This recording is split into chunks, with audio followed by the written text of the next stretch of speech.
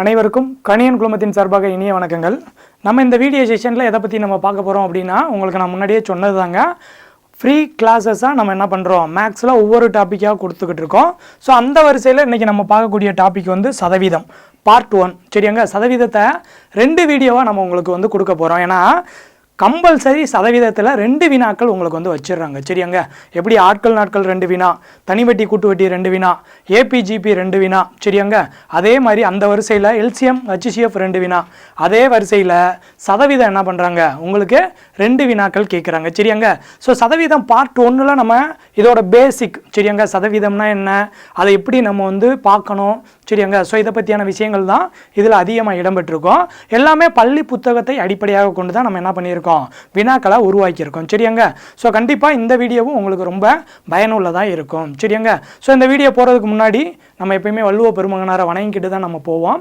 சரியாங்க, ஸோ அந்த வரிசையில் இன்றைக்கி அகழ்வாரை தாங்கும் நிலம்போல தம்மை இகழ்வாரை பொறுத்தல் தலை அப்படின்னு சொல்லி சொல்கிறாரு. சரியாங்க, ஸோ அப்போ போட்டித் தேர்வுக்கு படிக்கக்கூடிய ஒவ்வொரு நபருக்கும் இது கண்டிப்பாக வேணும். ஏன்னா நம்ம படிச்சுக்கிட்டே இருப்போம், ஏன்னா இத்தனை வருஷம் படிக்கிறீங்க அப்படின்னு உங்கள் கூட இருக்கிறவங்களே உங்களை நிறையா இகழ்ந்து நிறைய நெகட்டிவாக பேசுவாங்க. சரியாங்க, ஸோ அதெல்லாம் நீங்கள் என்ன பண்ணக்கூடாது, மைண்ட் பண்ணக்கூடாது. சரியாங்க, அப்போ என்ன சொல்ல வர்றாரு, அதாவது நிலத்தை தோண்டுபவனை கூட தாங்கி கொண்டு தான் இந்த நிலமானது உள்ளது. அதே மாதிரி உங்களை இகழ்வோரையும் நீங்கள் என்ன பண்ணுங்கள், அவங்க சொல்லக்கூடிய வார்த்தைகள்லாம் கேட்டுக்கிட்டு அவனுக்கு மிகச்சிறந்த பதிலடியாக எதை கொடுக்கணும், உங்களுடைய வெற்றியை அதுக்கு பதிலாக நீங்கள் கொடுக்கணும். ஸோ நீங்கள் வெற்றி பெறும் வரைக்கும் என்ன பண்ணிக்கிட்டே இருங்க, அதெல்லாம் கேட்டுக்கிட்டே இருங்க. கண்டிப்பாக அதெல்லாம் தொகுத்து வச்சு என்ன பண்ணுங்கள், அதை உங்களுடைய கொஸ்டின் பேப்பரில் வந்து காட்டுங்க. அப்போ தான் நம்ம என்ன பண்ண முடியும், நம்மளுடைய வாழ்க்கையில் வெற்றி பெற முடியும். சரியாங்க, சரி வாங்க இந்த வீடியோக்குள்ளே போகலாம். ஸோ இந்த வீடியோவில் நம்ம எதை பற்றி பார்க்க போகிறோம் அப்படின்னா,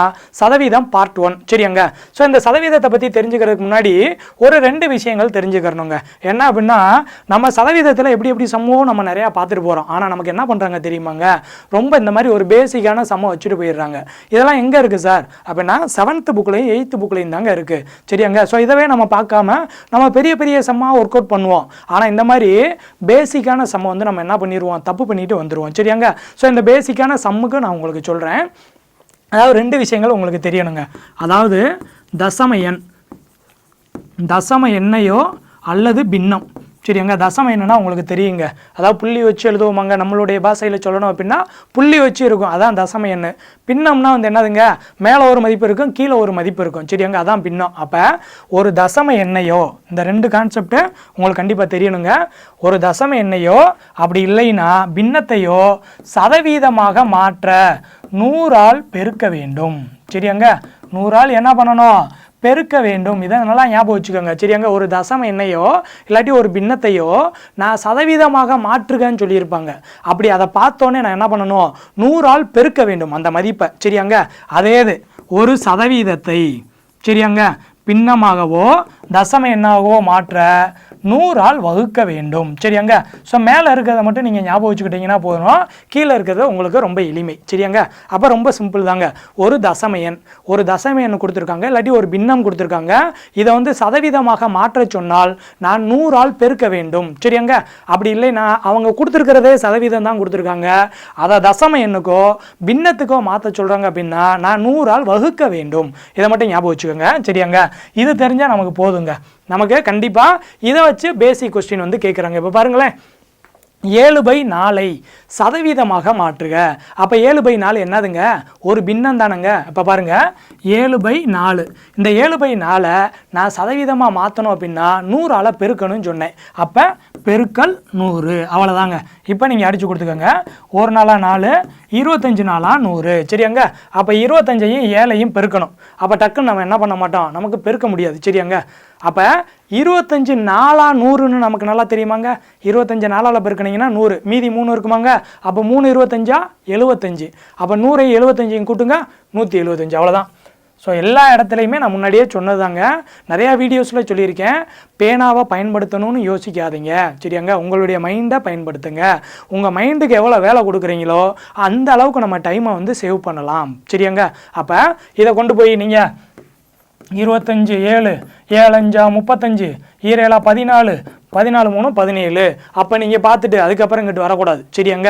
ஸோ நான் என்ன சொல்கிறேன், இங்கே 25, இங்கே என்ன மதிப்பு வேணாலும் இருக்கட்டும், 25 கூட 4 பெருக்கணுன்னா எனக்கு 100ன்னு நல்லா தெரியும். அப்போ மீதி 3 இருக்காங்க. அப்போ 3 25 75, 100 75 கூட்டு 175, அவ்வளோதான் முடிஞ்சு. இப்படி பண்ண பழகிக்கிட்டீங்க அப்படின்னா நீங்கள் பெரிய மதிப்பெல்லாம் ஈஸியாக கண்டுபிடிச்சிட்டு போயிடுவீங்க. சரியாங்க. அதுக்காக சொல்கிறேன். அப்போ ஃபஸ்ட்டு கொஸ்டினுக்கு வந்து என்னதுங்க, 7/4ன்றது ஒரு பின்னத்தை சதவீதமாக மாற்ற சொன்னாங்க. ஆன்சர் வந்து 175%. ஓகேவாங்க. அடுத்து செகண்ட் கொஸ்டின் பாருங்க. இப்போ இங்கே பாருங்களேன், பின்னம் 23/30 சதவீதமாக மாற்றுக. அவங்களே சொல்லிட்டாங்க 23/30. அவங்க சொல்லலைனாலும் எனக்கே தெரியும் அது என்னதுங்க, ஒரு பின்னம், ஒரு ஃப்ராக்ஷன். அப்போ இங்கே பாருங்க 23/30.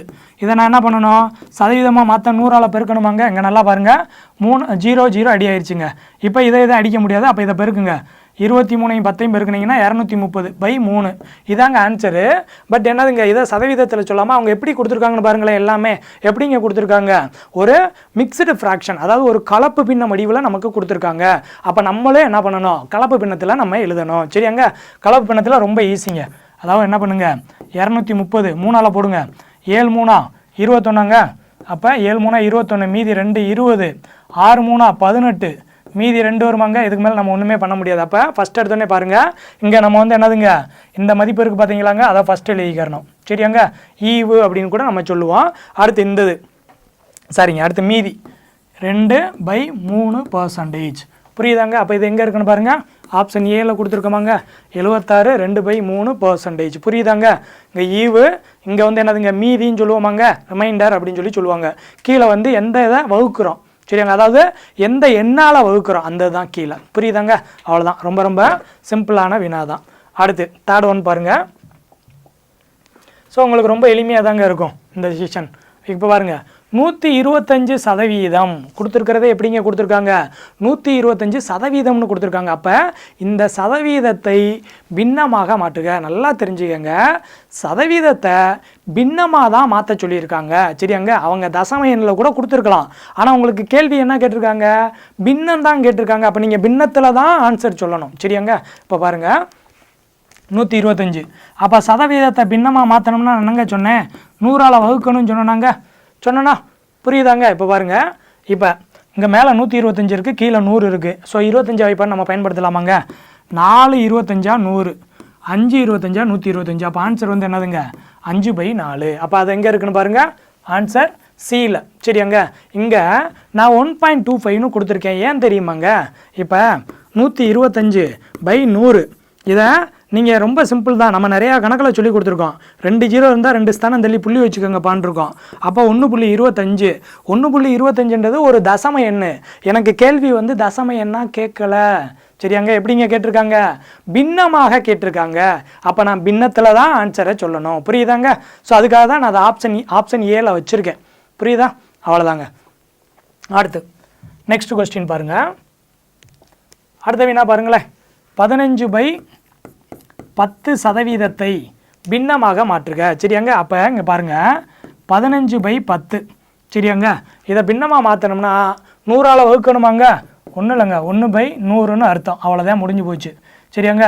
அப்போ 15 என்னதுங்க 1000ன்னு போட்டுக்கிறணும். இந்த மாதிரிலாம் கணக்கு வந்துச்சுன்னா ரொம்ப எளிமைங்க. எப்படி ஞாபகம் வச்சுக்கிறணும்னு தெரியுமாங்க, இங்கே ஒரு பின்னத்தை கொடுத்து சதவீதம்னு கொடுத்துட்டாங்கன்னா இதை பின்னமாக மாற்ற சொன்னாங்கன்னு வச்சுக்கோங்களேன், இங்கே சதவீதத்தை பார்த்தாலே இங்கே 0 சேர்த்து விட்ருங்க. அவ்வளோதான், 2 0 சேர்த்து விட்டுறணும். புரியுதாங்க. அப்போ பாருங்கள், 15/10 தான் எனக்கு கொடுத்தது. நான் வந்து சதவீதம்னு கொடுத்துருக்கான், அதை பின்னமாக மாற்ற சொல்லியிருக்காங்க. பக்கத்தில் சதவீதம் இருந்ததுனால கூட 2 0 சேர்த்துக்கிட்டேன். சரியாங்க. இப்போ அடிச்சு கொடுங்க. 3 15, இங்கே 2 10, அடுத்து 0 0. சரியாங்க. அப்போ ஆன்சர் வந்து என்னதுங்க, ஆப்ஷன் சி கொடுத்துருக்கோமா, 3/200. புரியுதாங்க. இதுதான் அதுக்கான ஆன்சர். அடுத்து நெக்ஸ்ட் சம் பாருங்கள். இந்த சம்ம பாருங்களேன், ஓர் அரசு உயர்நிலை பள்ளியைச் சேர்ந்த 75 மாணவர்கள் 10ஆம் வகுப்பு தேர்வில் பங்கு பெற்றனர். சரியாங்க. மொத்தம் ஒரு அரசு உயர்நிலை பள்ளியில் 10ஆம் வகுப்பு படிக்கிறவன் 75 பேர் இருக்கான். சரியாங்க. அவங்க 75 பேர் வந்து 10ஆம் வகுப்பு தேர்வில் வந்து பங்கு கொள்கிறாங்க. அவர்களில் 72 பேர் தேர்ச்சி பெற்றதாக அறிவிக்கப்பட்டுள்ளது. அப்போ 75 பேரில் 72 பேர் வந்து தேர்ச்சி அடைஞ்சிட்டாங்க. சரியாங்க. அப்போ எனில் தேர்ச்சி பெற்ற மாணவர்களின் சதவீதத்தை காண்க. உங்களுக்கு புரியுதாங்க? 75 பேர் 10ஆம் வகுப்பு படிக்கிறாங்க, அதில் 72 பேர் வந்து தேர்ச்சி அடைஞ்சிட்டான். அப்போ எத்தனை சதவீதம் பேர் தேர்ச்சி? தான் எனக்கு கேட்ட கேள்வி. சரியாங்க? ஸோ இந்த மாதிரி வினாக்களை நான் சொல்கிறத இப்போ நல்லா ஞாபகம் வச்சுக்கோங்க. கணக்கை பொறுத்த வரைக்கும் எது 100% அப்படின்னு பாருங்கள். புரியுதாங்க? கணக்கில் எது மொத்தமாக இருக்கோ அதுதான் 100%. இப்போ நான் சொல்லக்கூடிய மெத்தடை நீங்கள் என்ன சம்மு வந்தாலும் பர்சன்டேஜ் வந்தாலும் நீங்கள் போடலாங்க. சரியாங்க? இங்கே மொத்தம் எத்தனை பேருங்க? 75 பேர் தானங்க அந்த கிளாஸில் இருக்கான். அப்போ அந்த 75 பேர் தானங்க 100%. இப்போ பாருங்கள், இப்போ இங்கே 100% அப்படின்றது எத்தனை பேருங்க? 75 பேர். இப்போ எனக்கு கேட்ட கணக்கை நான் அடுத்து எழுதணும். அடுத்து என்னங்க கேட்டிருக்கான்? 72 பேர் தானங்க தேர்ச்சி அடைஞ்சிருக்கான். அப்போ 72 பேர் தேர்ச்சி, இது எத்தனை சதவீதம்? இதை மட்டும் நீங்கள் எழுதி பழகிட்டீங்கன்னு வச்சுக்கோங்களேன், அவங்க எவ்வளோ டஃப்பாக கொடுத்தாலும் நம்ம என்ன பண்ணிடலாம், ஒரு 30 செகண்ட்ஸில் ஆன்சரை கண்டுபிடிச்சிட்டு போயிடலாங்க. இதை எப்படி எழுதுனேன்னு திரும்ப சொல்கிறேங்க. இந்த கணக்கில் 100% எது அப்படின்னா, மாணவர்கள் 75 பேர் இருக்கானாங்க இந்த வகுப்பில், அவன் தான் 100%. சரியாங்க? அப்போ 100% 75 பேர். அப்போ 72 பேர் தானங்க பாஸ் ஆகிருக்கேன். அப்போ இவன் எத்தனை சதவீதம்? எத்தனை சதவீதம்னா எனக்கு தெரியாது. இங்கே பாருங்களேன், இங்கே மதிப்பு குறையும் போது இங்கேயும் மதிப்பு குறையும். சரியாங்க? மதிப்பு குறைந்தால் இங்கேயும் மதிப்பு குறையும். அப்போ இது நேர்மாறல். சரியாங்க? அப்போ நேர்மாறலாக இருந்தால் எதிரெதிராக பெருக்க வேண்டும். சரியாங்க? அப்போ எதிரெதிராக நான் பெருக்க வேண்டும். என்னங்க இருக்குங்க? 100 × 72 x × 75. சரி, அங்கே புரியுதாங்க? இங்கே மதிப்பு குறையுது, 75 இருக்காங்க, 72 மாறிடுச்சு. அப்போ இங்கே மதிப்பு குறைஞ்சா இங்கேயும் மதிப்பு குறையும். சரியாங்க? அப்போ குறுக்கு பெருக்கல் பெருக்கணும் நம்மளுடைய பாஷையில். சரியாங்க? அப்போ இங்கே பாருங்கள், 3 25 75, 4 25 100, அடுத்து 1 3 3, இங்கே 2 3 6, மிச்சம் 1, 4 3 12. சரியாங்க? அப்போ இங்கே எதுவுமே இல்லையாங்க, வெறும் எக்ஸ் மட்டும் இருக்காங்க. இப்போ 24 நாளா 25 நாளா 100ன்னு சொன்னேன். அப்போ அதில் 1 போச்சாங்க, அப்போ 4 கழிஞ்சிருமாங்க. அப்போ 96%. புரியுதாங்க உங்களுக்கு? அப்போ எக்ஸோட மதிப்பு வந்து எவ்வளோங்க? 96%. அப்போ அந்த 96% எங்கே இருக்குன்னு பாருங்கள், ஆப்ஷன் டியில் கொடுத்துருக்கேன். சரியாங்க? ஆப்ஷன் ஏல பாருங்களேன், 4% கொடுத்துருக்கேன். ஏன் கொடுத்துருக்கேன் தெரியுமாங்க? வினாவை நல்லா பார்க்கணும். அவங்க தேர்ச்சி பெற்ற மாணவர்கள் தான் கேட்டிருக்கான். தேர்ச்சி பெற்றவேனா 96%. இதே கொஸ்டினை என்ன பண்ணாங்க தெரியுமாங்க? தேர்ச்சி பெறாத மாணவர்களின் சதவீதத்தை காண்கன்னு கொடுத்துருப்பான். ஆனால் நம்ம என்ன பண்ணுவோம், இந்த கணக்கை பண்ணி நம்ம தேர்ச்சி பெற்றவங்கள தான் கேட்டிருக்காங்க நம்மளாம் நினச்சிக்கிடுவோம். அப்படி நினைக்கக்கூடாதுங்க. சரியாங்க? அப்போ தேர்ச்சி பெற்ற மாணவர்கள்னா 96% பேர். சரியாங்க? இப்போ இதே கணக்கை கொடுத்து இந்த இடத்துல மட்டும் தேர்ச்சி பெறாத மாணவர்களின் சதவீதத்தை காண்கன்ட்டாங்க. நான் இதவே அப்படியே வச்சுக்கிட்டேன். எனக்கு 96% கிடச்சிருக்கு. மொத்தம் 100% தானேங்க. 100% பேரில் 96% பேர் வின் பண்ணிட்டான், அதாவது தேர்ச்சி. அப்போ எத்தனை பேர் தோல்வி? 4% தோல்வியாங்க. 100ல் 96 போச்சுன்னா 4ஆங்க. ஸோ அவங்க கணக்கு எப்படி கேட்டாலும் இந்த மெத்தடு உங்களுக்கு ரொம்ப ரொம்ப எளிமையாக உங்களுக்கு அதை ஆன்சரை கொண்டு வந்துடும். புரியுதாங்க? புரிஞ்சுக்கிட்டீங்களா? அவ்வளோதான், ரொம்ப ரொம்ப எளிமையான வினா. அடுத்தது பாருங்கள். இப்போ அடுத்தெல்லாம் வந்து என்னது, நீங்கள் தான் அப்படியே பார்த்துக்க போகிறீங்க. இப்போ பாருங்களேன், ரஞ்சித்தோட மாத வருமானம் ரூபாய் 7500. சரியாங்க? இதில் 25% சேமித்தார் எனில் அவர் எவ்வளவு தொகையை சேமித்தார் என்பதை காட்டுங்க. சரியாங்க? இப்போ நான் ரஞ்சித்துன்னு நான் வச்சுக்கிறேன். இப்போ நான் ஒரு மாதம் எனக்கு சம்பளம் எவ்வளோங்க? 7500 ரூபா. அந்த 7500 ரூபா தானங்க எனக்கு 100%. கரெக்டு தானங்க? இப்போ நான் உங்ககிட்ட வேலை பார்க்குறேன், நீங்கள் எனக்கு 7500 ரூபா கொடுக்குறீங்க. அப்போ அந்த 7500 ரூபா எனக்கு 100%. இதில் நான் என் வீட்டு வாடகை கொடுப்பேன், சாப்பாட்டுக்கு கொடுப்பேன், அதுக்கப்புறம் ட்ரெஸ் எடுக்க இவ்வளோ வச்சுக்கிடுவேன், நான் வந்து என்னதுங்க என்னோடய சேவிங்ஸ் இவ்வளோ வச்சுக்குவேன் அப்படின்னு நான் தானங்க உள்ளே பிரிக்கிறேன். புரியுதாங்க? அப்போ நீங்கள் நல்லா பாருங்கள், 100% வந்து 7500 ரூபா. அப்போ அதில் 25% வந்து எவ்வளவு? இதானங்க கேள்வி. நீங்கள் கேள்வியை நல்லா புரிஞ்சுக்கிறணும்.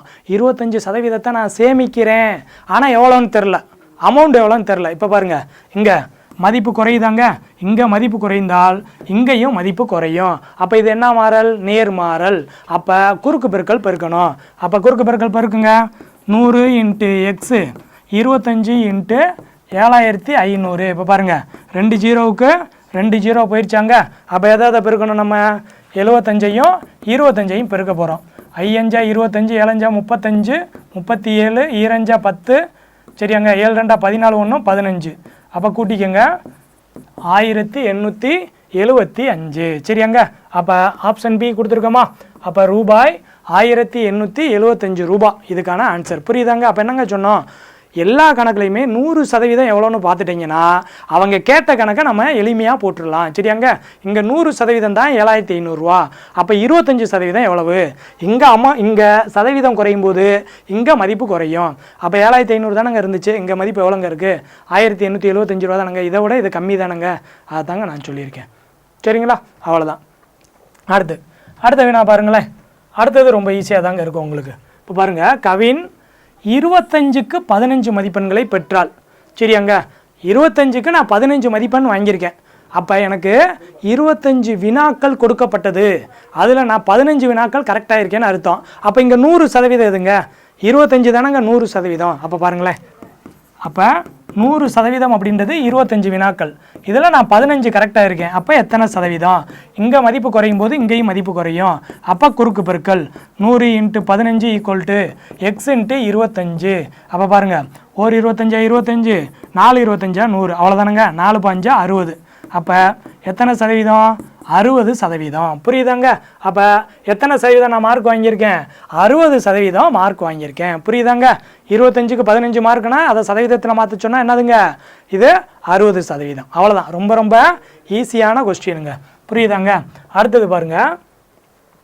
அடுத்து மலர் என்ன பண்ணுறாங்க?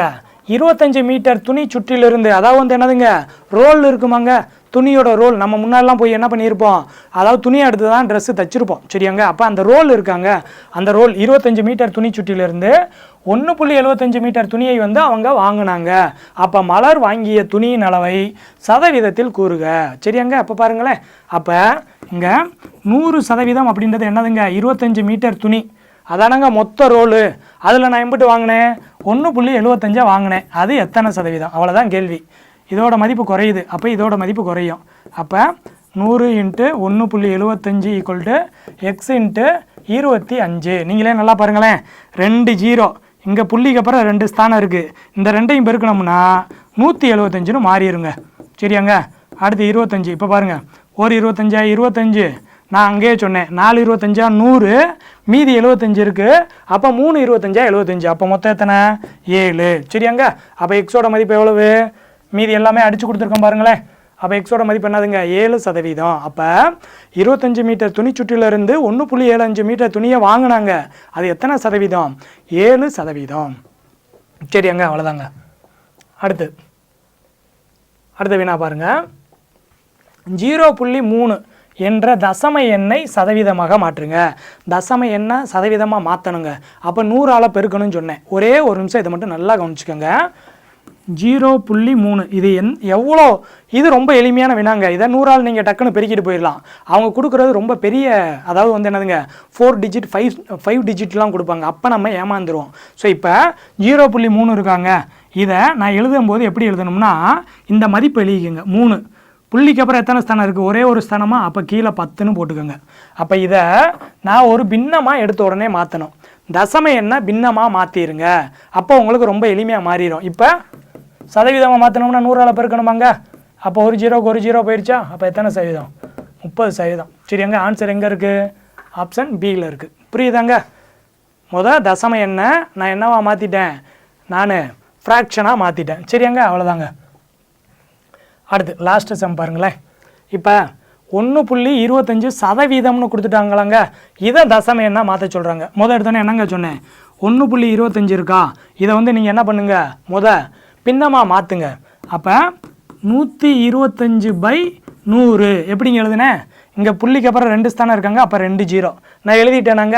இப்போ எனக்கு கணக்கு வந்து 125/100. அப்போது ஒரு பின்னம், இந்த பின்னத்தை நான் சதவீதமாக மாற்றணும் அப்படின்னா டைரெக்டாக நான் சாரிங்க, இங்கே இது சதவீதம், இந்த சதவீதத்தை நான் பின்னமாக மாற்றணும். அப்போ சதவீதம் பக்கத்தில் இருந்தாலே இந்த இடத்துல 2 0 போட்டுக்கோங்கன்னு சொன்னாங்க கீழே. ஸோ ஃபஸ்ட்டு செகண்ட் கணக்கே அதான் சொன்னேன். சரியாங்க, இப்போ பாருங்கள், அப்போ எத்தனை ஸ்தானம் தள்ளி நான் புள்ளி வைக்கணும் அப்படின்னா, கீழே 4 0 இருக்காங்க, அப்போ 4 டிஜிட் தள்ளி நான் புள்ளி வைக்கணும். ஆல்ரெடி மேலே 3 டிஜிட் இருக்குது, அப்போ இதுக்கு முன்னாடி நான் ஒரு 0 சேர்த்துக்கிறேன். சரியாங்க, 4 டிஜிட் ஆகிடுச்சாங்க, இதுக்கு முன்னாடி புள்ளி வைக்கிறேன். அவ்வளோதான். அப்போ இதுக்கான ஆன்சர் வந்து என்னதுங்க? 0.0125. அவ்வளோதான், ஆப்ஷன் சி. புரியுதாங்க? ஸோ அப்போ ஸோ இதெல்லாம் பார்த்தீங்க என்னென்னா நீங்கள் நினைக்கலாம் இதெல்லாம் சம்மா இதெல்லாம் ஒரு வீடியோவாக கொடுக்கணுமா அப்படின்னு. இந்த பேசிக் தெரியாமல் தான் எல்லாருமே என்ன பண்ணுறாங்க, ரொம்ப சிம்பிளாக பள்ளி புத்தகத்தில் கேட்கக்கூடிய கணக்கை விட்டுட்டு வர்றாங்க. சரியாங்க, உங்களுக்கே தெரிஞ்சிருக்கும் எவ்வளோ எளிமையாக இருக்குது பார்த்தீங்களா. ஆனால் இதெல்லாம் நம்ம பார்க்காம போய் நம்ம என்ன பண்ணுவோம், ரொம்ப கஷ்டமான சம்மா பார்த்துட்டு போய் இந்த மாதிரி பேசிக்கை நம்ம விட்டுட்டு வந்துடுவோம். தயவு செஞ்சு அந்த மாதிரி பண்ணாதீங்க. ஒரு டாப்பிக்னு எடுத்துட்டீங்க அப்படின்னா 100% படிச்சுட்டு போங்க. அப்போ தான் உங்களால் 25க்கு 25 வாங்க முடியும். சரியாங்க, ஸோ தொடர்ந்து நீங்கள் வந்து என்ன பண்ணுங்கள், ஃபாலோ பண்ணுங்கள். நம்ம கண்டிப்பாக கடைசி வரைக்கும் உங்களுக்கு ஃப்ரீ வீடியோஸ் கொடுக்க போகிறோம். தொடர்ந்து ஃபாலோ பண்ணால் 25க்கு 25 மதிப்பெண் வந்து நம்ம எளிமையாக வாங்கிடலாம். சரியாங்க, நீங்கள் அனைவரும் போட்டித் தேர்வுகளில் வெற்றியடைய கணியன் குழுமத்தின் சார்பாக அனைவருக்கும் வாழ்த்துக்களை தெரிவித்துக் கொள்கிறேன். நன்றி, வணக்கம்.